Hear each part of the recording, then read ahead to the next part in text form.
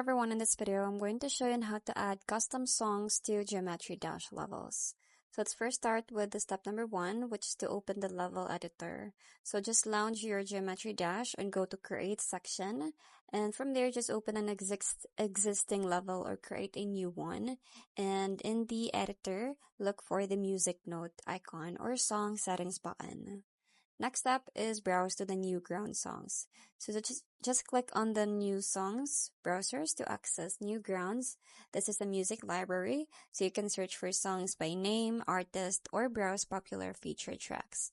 So you can also preview songs before selecting. Next step is enter a song ID. So if you know the specific Newgrounds song ID, you can enter it directly, and you can also type the song ID number using the on-screen keyboard and confirm to locate exact songs that you want. Next is download the song. So once you have selected a song, just click on download to save it to your device, and then a progress bar will show the download status. So the song will be stored locally for use in your level. Lastly is build your level. So with your custom song loaded, you can now build your level synced to the music.